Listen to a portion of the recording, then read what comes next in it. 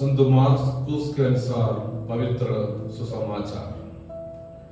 जब ईसा नाव से उस पार पहुंचे तो समुद्र के तट पर उनके पास एक विशाल जनसमूह एकत्र हो गया। उस समय सभागृह का जायरोस नामक का एक अधिकारी आया।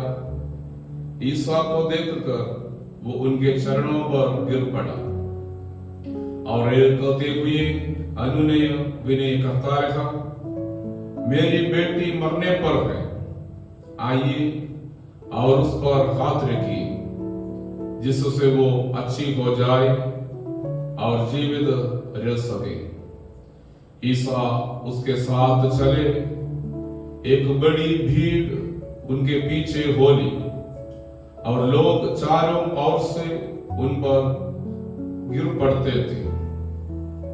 ईसा कह ही रहे थे कि सभागृह के अधिकारी के हाथ से लोग आए और बोले, आपकी बेटी मर गई है, आप गुरुवर को कष्ट देने की जरूरत ही क्या है। ईसा ने उनकी बात सुनकर सभागृह के अधिकारी से कहा, डरिए नहीं, बस विश्वास कीजिए। ईसा ने पेतरुस, याकूब और याकूब के भाई योहन के सिवा किसी को भी अपने साथ आने नहीं दिया। जब वे सभागृह के अधिकारी के यहाँ पहुंचे तो ईसा ने देखा कि कोलाहल मचा हुआ है और लोग विलाप कर रहे थे। उन्होंने भीतर जाकर लोगों से कहा, ये कोलाहल, ये विलाप क्यों? लड़की मरी नहीं, सो रही है। इस पर वे उनकी हंसी उठाते रहे।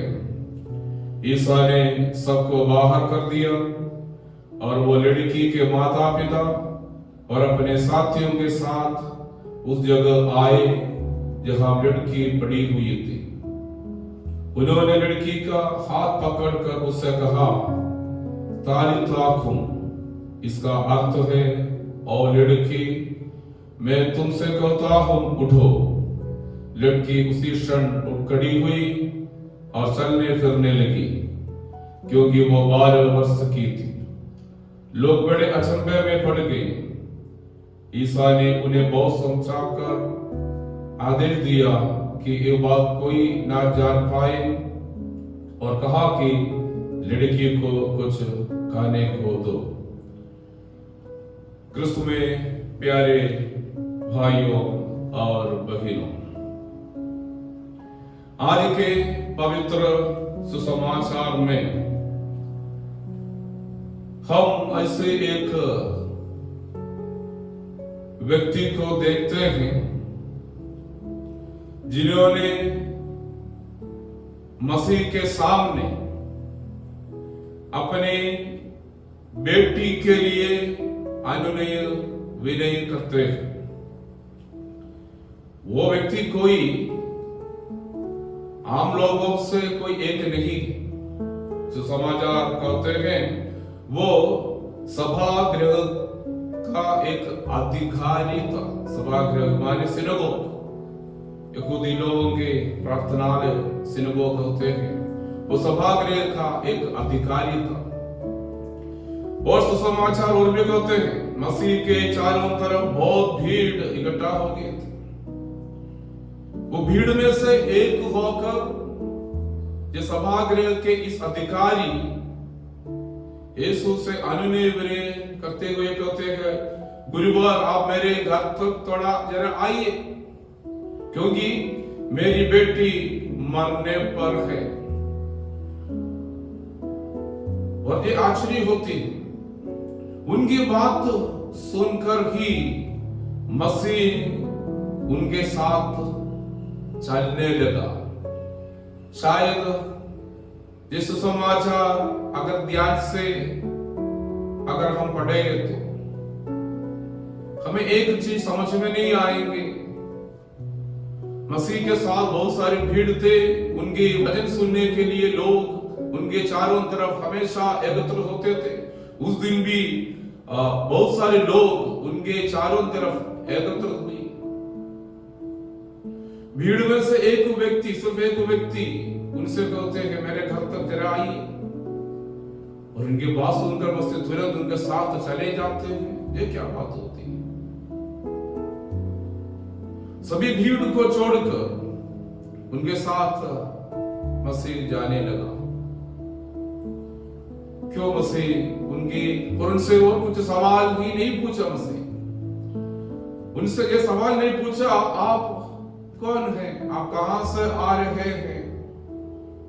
किसी ने कुछ भी नहीं बोले, उन्होंने पूछा भी नहीं, और उनके साथ मसीह चलने लगे।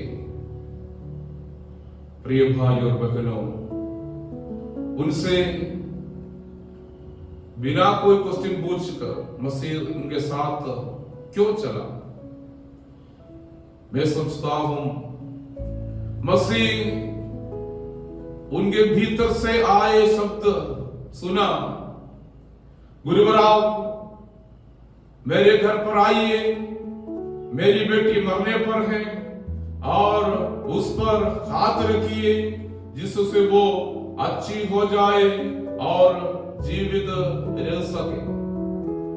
क्योंकि उन पर विश्वास था, अगर मसीह उनके घर पर आए और उनके ऊपर, अपने बच्ची के ऊपर, अपनी बेटी के ऊपर अगर मसीह का हाथ रख सके तो जरूर वो चंगा हो जाएंगे और मरने पाएंगे, वो चंगा हो जाएंगे और जीवित रहेंगे। उस विश्वास के साथ उन्होंने अनुनय विनय किया। जिस समाचार हमसे कहते हैं, विश्वास करने वालों के साथ मसीह चलेंगे, विश्वास करने वालों के संग उनके हाथ पकड़कर मसीह उनके घर तक पहुंचेंगे, उनके जरूरतों को पूरा करेंगे। और रास्ते में हम ये भी देखते हैं, मसीह उनके संग उनके घर पर जा रहे थे तो सभागृह के उस अधिकारी के घर से और लोग आए और बोले, आपकी बेटी मर गई है, अब गुरुवर को कष्ट देने की जरूरत नहीं है, अभी गुरुवर को आप वापस करवा दीजिए, आपका बेटी मर चुकी है। और इस पर अधिकारी बहुत दुखी हुए। उनके दुख देखकर मसीह उस अधिकारी से कहते हैं कि डरिए नहीं, बस आप विश्वास रखिए, डरना नहीं, आप विश्वास कीजिए। और इस अधिकारी इस विश्वास के साथ मसीह के पास आए। जब वो मसीह के पास आए, उनके मन में जब विश्वास था मसीह आएंगे, उनके ऊपर हाथ रखेंगे, अपनी बेटी चंगी हो जाएगी और जीवित रहेंगे। रास्ते में ये खबर आई वो मर गई है। शायद अधिकारी ने बहुत रोया होगा क्योंकि अपनी बेटी थी। मसीह ने कहते हैं आप विश्वास रखिए, रोना नहीं, दुख करने से कोई जरूरत नहीं, दुख करने की कोई जरूरत नहीं, रोना नहीं। वो कह रहे हैं मैं आपके साथ हूं, मैं आपके संग चलता हूं, अब दुखी नहीं बने। जिस विश्वास से इस अधिकारी मसीह के पास आए थे, उस विश्वास को और दृढ़ बना रहे हैं मसीह रास्ते में। शायद उनका विश्वास बढ़ गया होगा, इसलिए मसीह के साथ वो और आगे बढ़ते हैं। और उनके घर पर पहुंचकर हम देखते हैं सब लोग रो रहे हैं, उधर कोलाहल और विलाप हो रहे हैं। उनकी रोना देखकर घर वालों से, रिश्तेदारों से, एकत्रित हुए लोगों से कहते हैं रोना नहीं, लड़की मरी नहीं, सो रही है। इस पर सब लोग हंसने लगे, मतलब उन्हें मजाक उड़ाने लगे। वो कह रहे थे मसीह से, अब तक हम लोग इस लड़की के, इस बेटी के पास खड़े थे, 2-3 दिन से हम इस बेटी के साथ खड़े थे। वो बीमार था, तब से लेकर उनके साथ थे, और हमारे नगर के सामने वो कदम हो गई, और आप कहते हो वो मरा नहीं, वो सो रही है। वो कह रहे थे, हमें मालूम है नींद क्या होती है, मृत्यु क्या होती है, लेकिन मसीह उन्हें जब उनके सामने ज्यादा वाद विवाद नहीं किया। वो अपने माता पिता और उनके शिष्यों के साथ भीतर चले जाते हैं, और उस लड़की के हाथ पकड़कर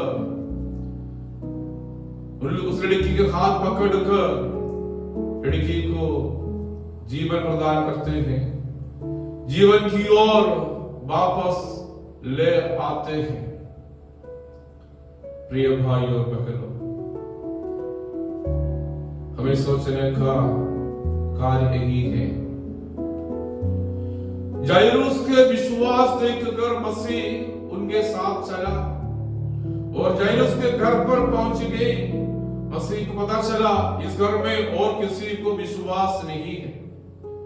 उधर शायद उनके बीवी होती थी, उनके और बच्चे होते थे, रिश्तेदार होते थे, भाई बहन होते थे, समाज के और पड़ोसी के और लोग होते थे। वो किसी के पास किसी को भी कोई विश्वास नहीं था मसीह पर, सिर्फ जायरूस को विश्वास था। जायरूस की विश्वास देखकर मसीह उनके घर पहुंच गई।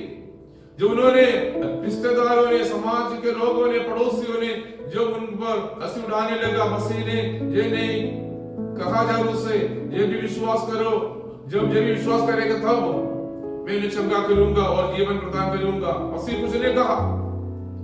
मसीह के सामने सिर्फ जायरूस का विश्वास था, और किसी का अविश्वास उन्होंने देखा नहीं। सिर्फ उनके विश्वास के वजह, उनके विश्वास के कारण घर के और लोगों को भी आशीष प्रदान करते हैं। जायरूस के विश्वास के कारण समाज में, परिवार में